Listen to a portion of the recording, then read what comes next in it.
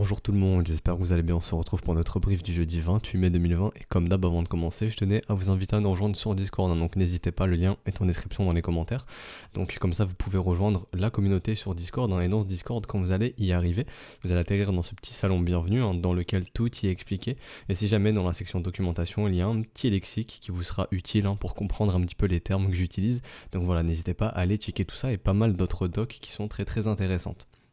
Alors au menu du jour, le Bitcoin comme d'hab, mais je vais parler très vite du Bitcoin, on va plus se focus sur en horaire parce qu'en daily il n'y a rien qui a changé.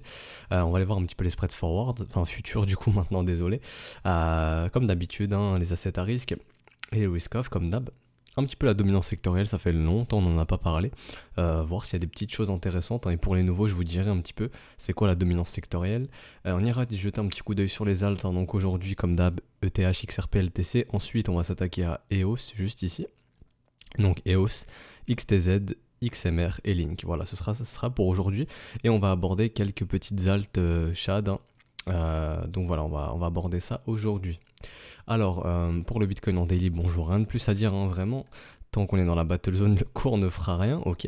Donc tant qu'on est entre les 8100 et les 10 074 $, il ne se passera rien. Si on veut un mouvement de continuation à la hausse, il faudra péter la battle zone à la hausse. Si on veut que cette dynamique s'inverse, c'est-à-dire que ce M prenne forme ici, qui mette fin à ce rallye tout simplement, et on voudrait que les 8109 $ cassent, ok. Donc pour l'instant on est toujours dans cette battle zone, et tant qu'on y est, le marché ne fera rien, ne prendra pas de direction clair. Donc voilà, je vais pas expliquer tout ce que j'ai dit en daily, je pense que vous commencez à connaître un petit peu. Donc là on va plus aller en 4 heures et en 1 heure. Donc en 4 heures on est toujours en train de focus ce setup de continuation, donc les traders de continuation qui eux veulent poursuivre des mouvements de continuation. Jusqu'à 11 700 $ sur ce setup. Et ce setup est en train de prendre forme petit à petit. Personnellement j'ai validé le premier creux ici, le deuxième creux, et je suis en attente d'un troisième creux ici, et de la structure, donc voilà, personnellement si jamais ça se confirme ici niveau du risk reward ça ne m'intéressera pas, mais c'est un setup dont on va suivre l'évolution si jamais il se confirme, et il targetera les 11 700 $, donc c'est un setup qu'on va suivre. Donc nous on va retourner un petit peu sur Bitfinex, l'autre chart, et on va aller voir ce qui s'est passé hier. Donc en 1 heure on avait parlé justement de ce setup ici qui est venu chercher au dollar près il me semble, un retracement de moitié, donc voilà un retracement très réaliste comme on le disait. Donc le trade c'était quoi? C'était, on avait la première raison qui était la localisation de la zone de rechargement, mais vous voyez, rappelez-vous, la neckline était en dehors de cette zone de rechargement, et au niveau du risk reward je ne m'y retrouvais pas. Donc comment pallier à ce problème? On s'est dit qu'on pouvait entrer sous forme de localisation Shark Setup, donc tout simplement sur le ratio doré ici, avec un stop qui serait le même sous la structure initiale, c'est-à-dire que si les bulls avaient perdu ce niveau, ça aurait été mort pour les bulls tout simplement. C'est pour ça que le stop se met sous la structure, et un retracement de moitié basique, un smiling setup. On se sert des conditions du smiling setup mais avec les raisons de localisation du Shark Setup. Tout ça c'est expliqué si jamais dans setup, dans le Discord, vous cliquez ici, juste ici, et vous avez tous les setups expliqués. Si vous comprenez pas trop de quoi je parle, voilà, juste ici vous avez tous les setups si jamais. Enfin bref, donc risque reward de 3,3, donc très intéressant. Hop, donc ici le marché est bienvenu retracé de moitié, donc on en parlait, un petit rallye contre tendance. Pourquoi?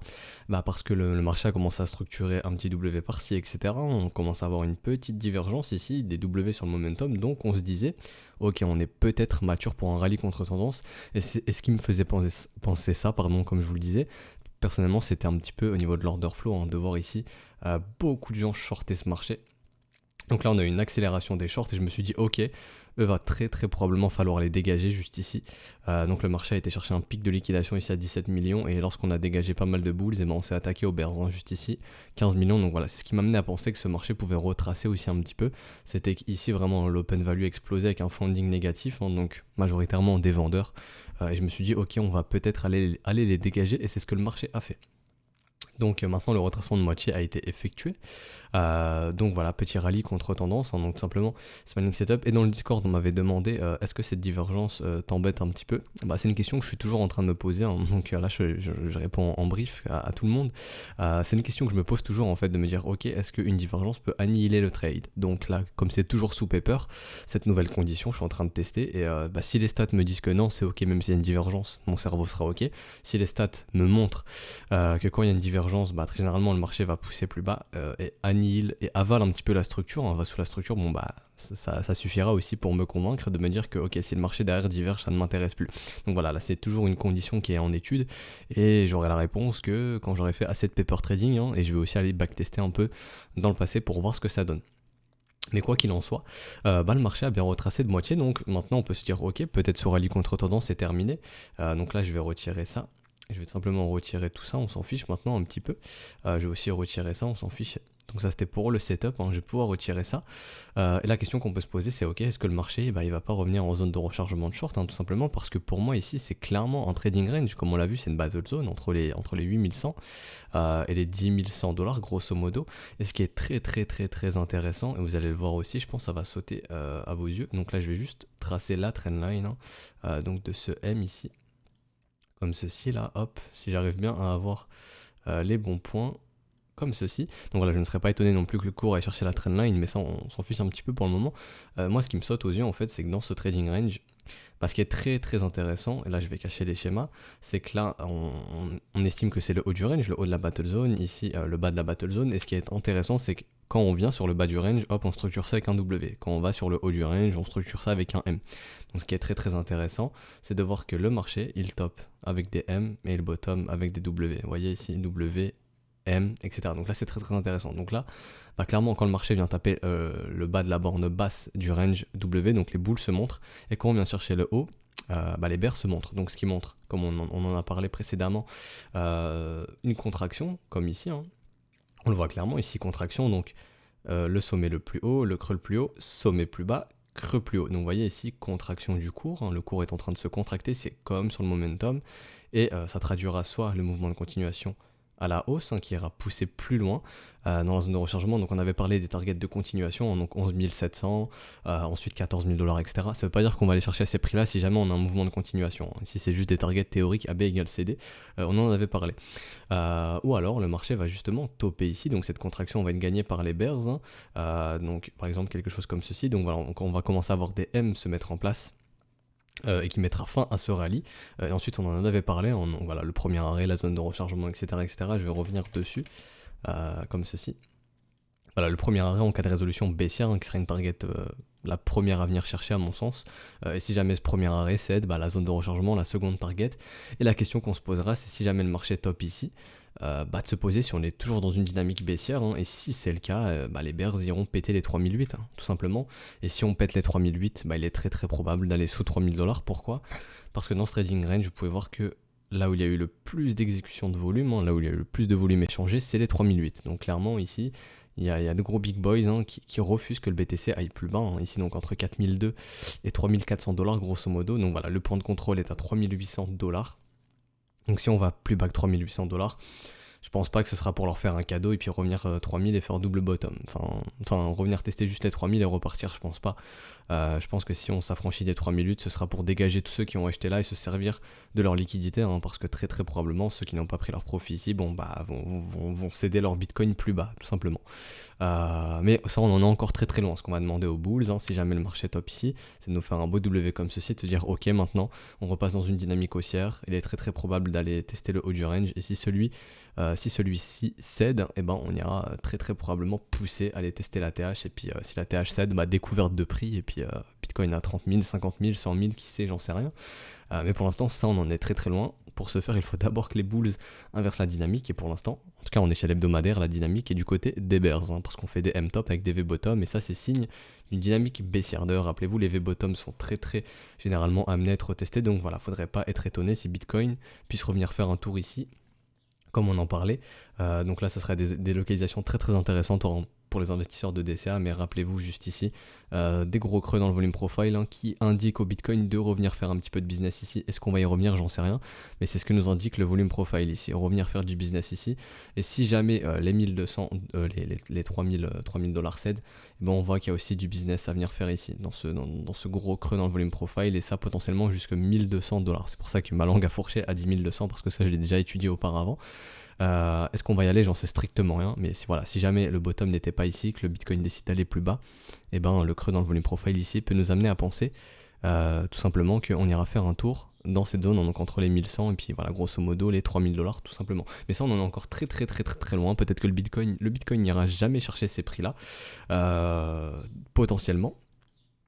Donc voilà, donc là ce qui nous intéresse un petit peu, bah maintenant c'est la zone des 3008 et des 10100 et de savoir si les bears vont réussir à topper ici, hein, si les bears vont réussir à reprendre la dynamique sur ce rallye contre-tendance. Pour l'instant la dynamique est toujours du côté des bulls.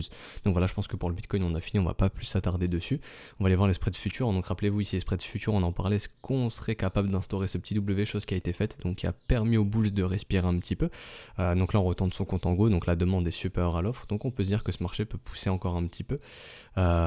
Ou tout simplement pousser encore plus, hein. Ça c'est si jamais on commence à revoir des petits W comme ça sur les spreads futurs avec une demande qui surperforme l'offre, Bitcoin pourra pousser plus haut. L'Ether, pas grand chose de bien notifié, enfin de bien intéressant à notifier, et Litecoin pareil qui a suivi son grand frère le BTC qui a fait un W aussi. Mais ce qui est intéressant, c'est qu'au niveau des spreads USDT, hein, donc là comment on navigue les capitaux au sein même du marché, et ben on commence à avoir des petits W se dessiner sur les spreads USDT là. On est en train de reprendre un petit peu une pente croissante sur les spreads, donc qui nous invite à penser que là les capitaux quittent le Bitcoin et les ADS pour aller dans l'USDT.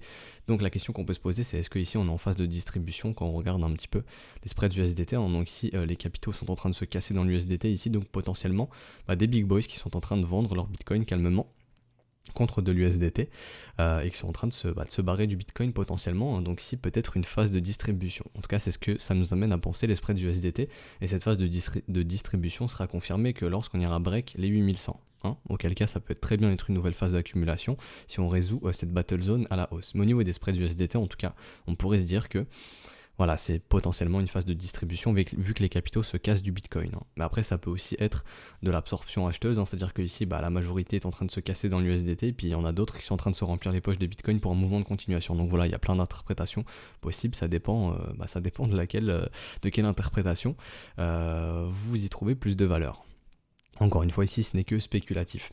Alors, au niveau des assets à risque, Wall Street, hein, toujours plus haut, toujours plus fort. Alors, on va aller checker un petit peu la dynamique. Toujours pas de signe de top ici, hein, toujours pas de M, donc la dynamique ici est toujours haussière sur ce rallye contre tendance. On est en train de pousser dans la zone de rechargement. Attention, le momentum qui est en train de nous dire Pulse, faites gaffe. William qui retourne dans son état d'enfoncement, donc là les bulls qui peuvent continuer d'accélérer le mouvement. Et tant qu'on ne verra pas de M, ce marché ne se retournera pas, hein, cette dynamique ne se retournera pas, et S&P pourra continuer de pousser.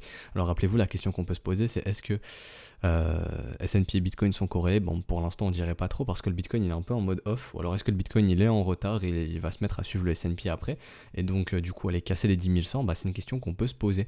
Et le gold un petit peu lui qui est aussi en mode off pour le moment, hein, qui déclenche pas son setup de continuation. Donc voilà, on est en train de holder les creux ici, donc de structurer un troisième creux, et ce setup de continuation prendra vie pour moi lorsque ce W prendra vie aussi, et ce qui pourrait permettre au gold potentiellement d'aller chercher un nouveau plus haut, un nouveau sommet historique au-dessus des 1927 $, donc ici les 2000 $, un gros chiffre rond psychologique en plus de ça. Donc voilà, donc très très intéressant de notifier ça, donc de se dire ok, est-ce que lorsque le gold va partir, s'il part, est-ce que ça va mettre un stop au S&P? C'est des questions qu'on peut se poser, mais pour l'instant le S&P mène la danse, et clairement il est dans une dynamique haussière, hein, et William nous invite à penser que maintenant ces bulls peuvent pousser encore plus loin. Donc voilà, ça c'était pour un petit peu l'analyse un petit peu des différents secteurs, hein, mais voilà, je vais pas m'y attarder, il n'y a rien de plus à notifier. Le S&P qui pousse, Bitcoin qui ne fait rien. Alors est-ce que Bitcoin a du retard? Maintenant c'est l'hypothèse qu'on peut se poser, hein, donc comme ceci, hop. Voilà, est-ce que Bitcoin a un petit peu de retard et va transformer ce W ici ou non? Ok, donc voilà, c'est la petite hypothèse qu'on peut se poser. Alors au niveau de la dominance sectorielle, il n'y a rien de bien intéressant à se mettre sous la dent, hein. Donc pourquoi la dominance sectorielle? Ici en fait, cette dominance, c'est un petit indice qui m'a permis de voir comment, en fait, moi je veux savoir comment naviguent déjà les capitaux entre le Bitcoin et les alt et l'USDT, ensuite comment naviguent les capitaux entre le Bitcoin et les altcoins, et ensuite comment naviguent les capitaux au sein du marché des alt. Ce qui m'amène à penser que si je sais dans quel type de secteur vont les capitaux, je peux trouver les opportunités les plus intéressantes. Donc ici on a les privacy coins, on a les interop coins, les Asian coins et les smart contracts, je vais y arriver, coin en ayant retiré l'Ethereum.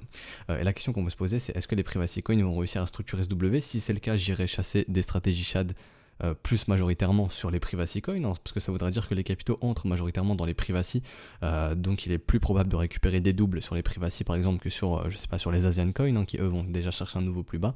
Donc voilà, c'est pour ça que je regarde ces dominants sectoriels, et pour l'instant, bon, au niveau des capitaux dans les différents secteurs, il n'y a rien à se mettre sous la dent. Asian coins qui vont chercher des plus bas, les smart contracts coins qui montrent rien d'intéressant pour le moment, hein.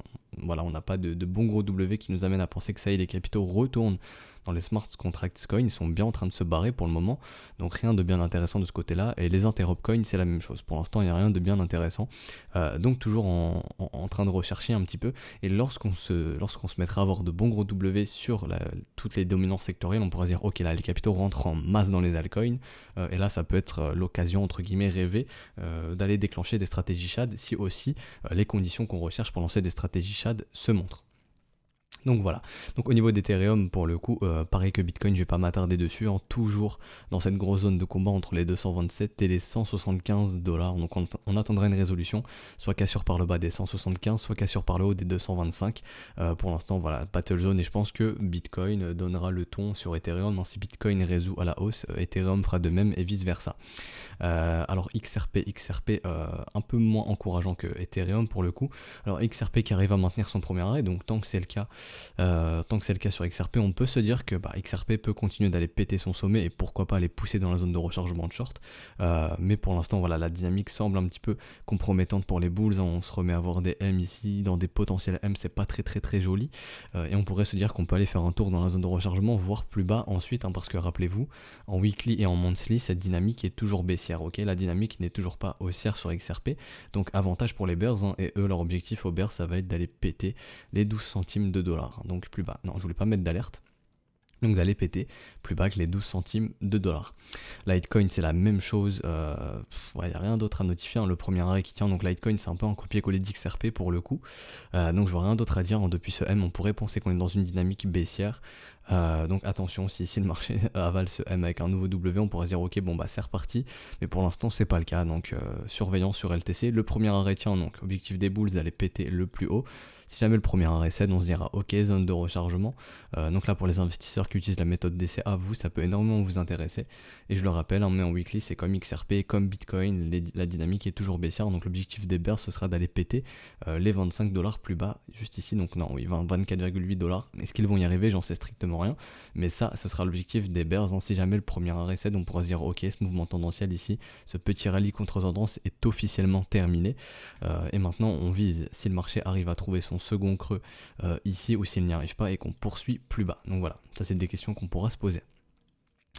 Et ensuite EOS.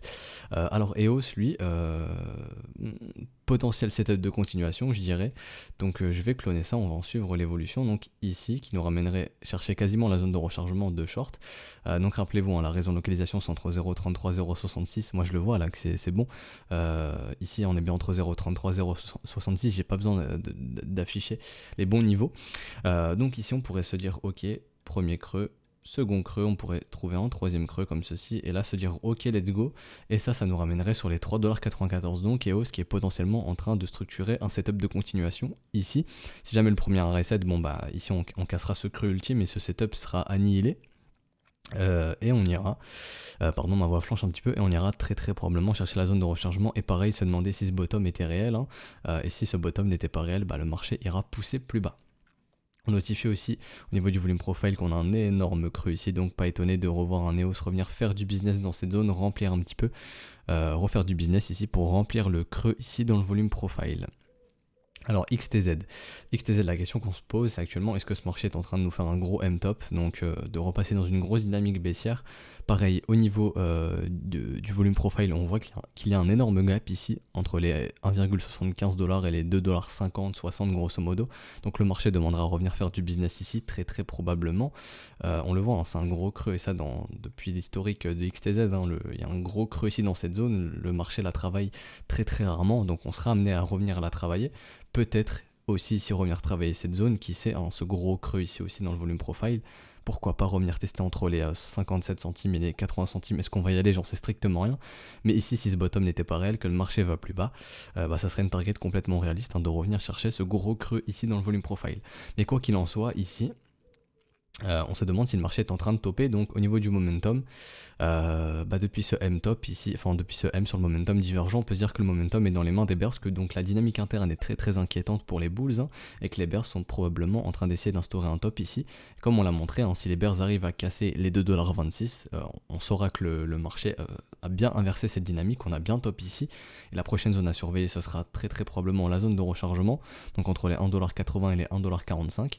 Et la question aussi qu'on peut se poser, comme toutes les autres alts, c'est de se dire est-ce que le bottom ici était réel. Donc si c'était le cas, si on y revient, on transformera ce V en W. Rappelez-vous, en weekly, c'est toujours un V. Donc transformer ça en W et de se dire ok, la dynamique reste haussière, XTZ peut aller plus haut très très probablement à l'avenir.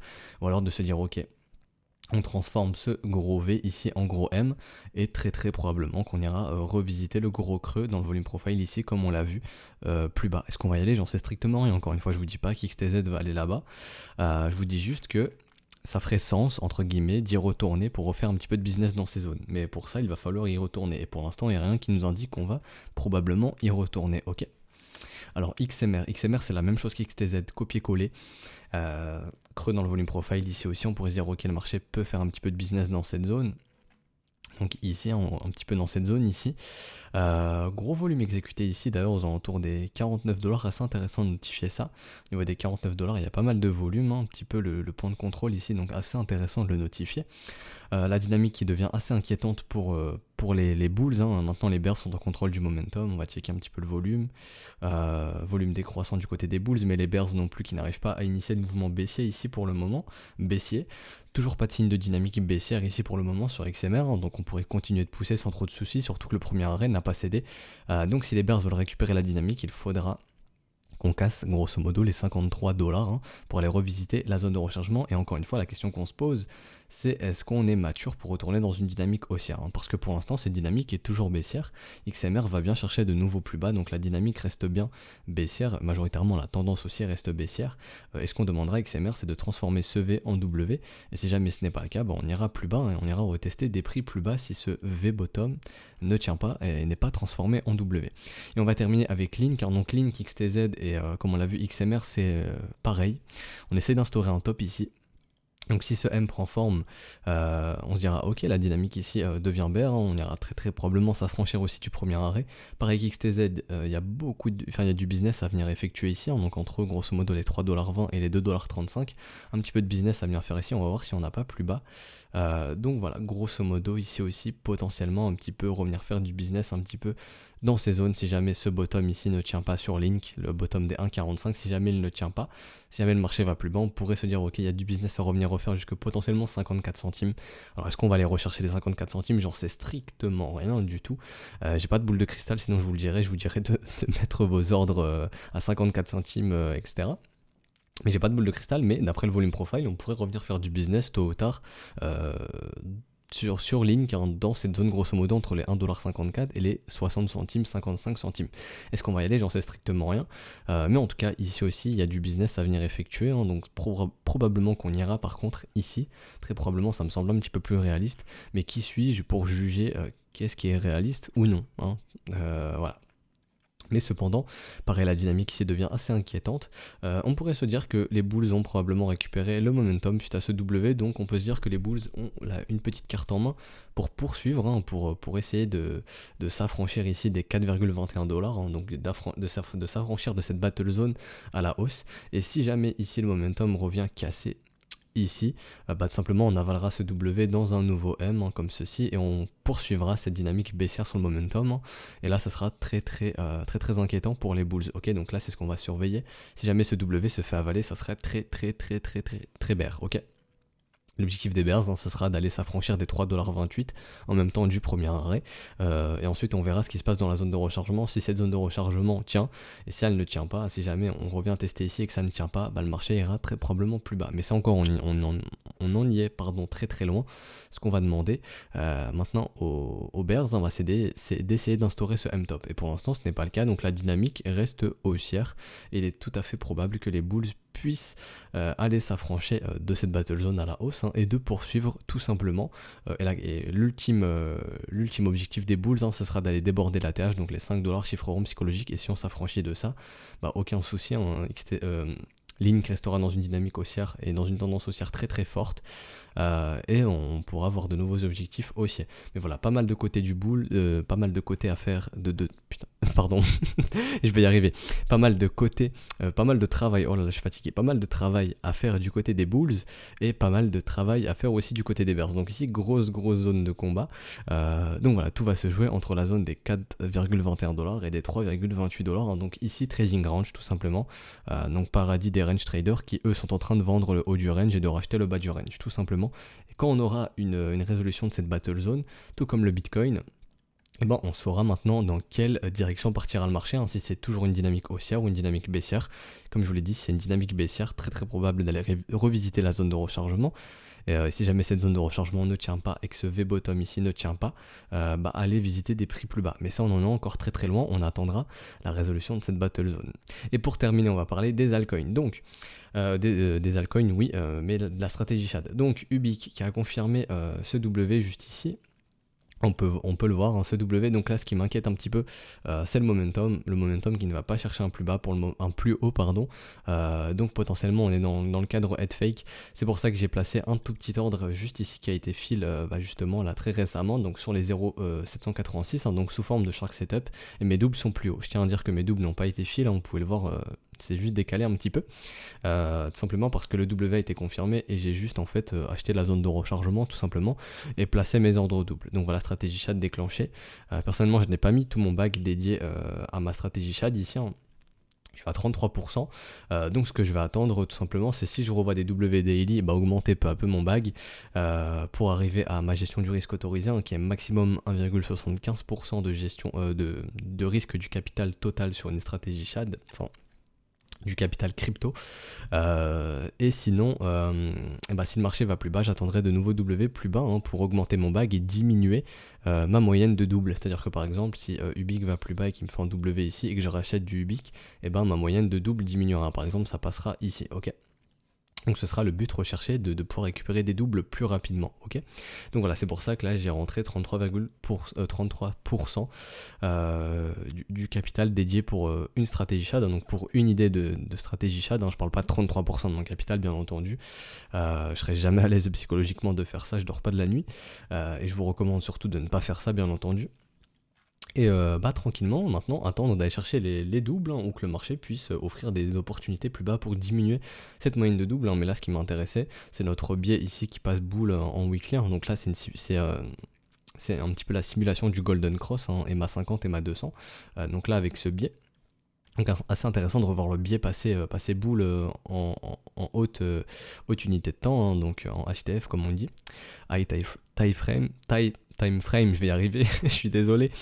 Donc voilà, assez intéressant de notifier maintenant que la structure est ici, et de se dire ok, est-ce que ici on est dans le cadre du head fake, donc le head fake, c'est à dire que le momentum n'est pas en accord ici avec ce break et on va avaler ce W pour aller plus bas, ou alors le momentum, le cours va repartir et le momentum va suivre lui aussi et on se dira ok, en fait dans le momentum aussi il est en accord, donc ça c'est ce qu'on aimerait voir.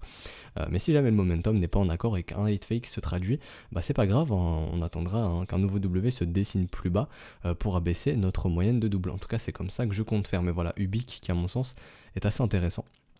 Suite à ce W weekly, on pourrait se dire que on est en train de poser un plancher ici sur ce marché. Et la dernière alt du jour, c'est Poly. Donc si j'arrive à la trouver dans mon screener, donc juste ici, voilà, juste ici. Donc Poly pareil, hein, qui a structuré son W weekly, la clôture s'est faite très très minime, mais le W est bien là. Et là, je suis en train de regarder un petit peu. Ce qui va se passer dans la zone de rechargement. Moi je veux voir un petit W daily se structurer dans la zone de rechargement pour me dire ok, je peux prendre un petit ordre ici.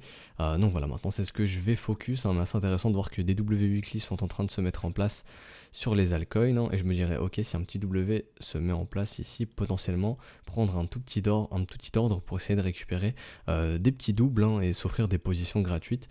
Voilà, donc potentiellement là, je suis en train de me dire, ok, qu'est-ce qui va se passer dans la zone de rechargement? Donc là, je suis un petit peu à l'étude. tout simplement. Je suis un petit peu à l'étude de ce qui va se passer sur Poly et je vais aller checker le momentum. Je me rappelle plus de ce que nous dit le momentum. Donc en daily, ok, de bons gros W avec plein de divergences, donc là très très intéressant. Mais en weekly, pareil, hein, le momentum n'est pas en accord avec ce break.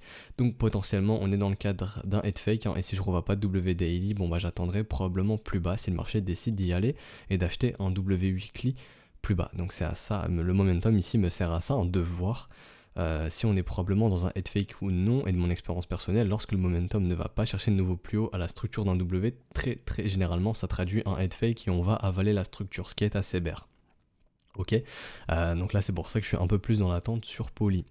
Et pourquoi? Parce que Poly ne m'offre pas aussi 2x16 hein, et je suis un peu moins à l'aise de lancer une stratégie chat lorsque je n'ai pas de x16 avant un retracement de moitié, chose que Ubique lui me fait par contre. Ubique lui m'offre un x16 juste ici avant un retracement de moitié. Donc voilà, largement même en x16 avant un retracement du premier arrêt. Donc c'est pour ça que ça m'intéresse, Ubique m'intéresse beaucoup plus. Mais voilà, c'était les deux petites altes du jour, hein, donc j'espère que ce brief n'aura pas été trop long. Si ce brief vous a plu, n'hésitez pas à vous abonner, liker, commenter, vous savez, c'est le meilleur moyen de me récompenser. Désolé un petit peu pour ouais, je suis fatigué, le bafouillement, je vais y arriver. Voilà, désolé un petit peu. C'est le matin, je suis pas très focus à 100%. Donc voilà, mais bon, hein, déjà un petit peu mieux qu'hier, hein, très probablement, vu que voilà, aujourd'hui j'étais pas à jeun, etc. Mais bon, désolé un petit peu pour le bégaiement, voilà. Donc je vais vous laisser, je vais arrêter de parler, hein, je vais arrêter de m'extrapoler. Donc je vous souhaite une excellente journée. On se retrouve donc demain pour le dernier brief de la semaine. Normalement, si je suis pas absent, mais normalement je ne serai pas absent. Donc voilà, je vous souhaite une excellente journée. Allez, ciao tout le monde.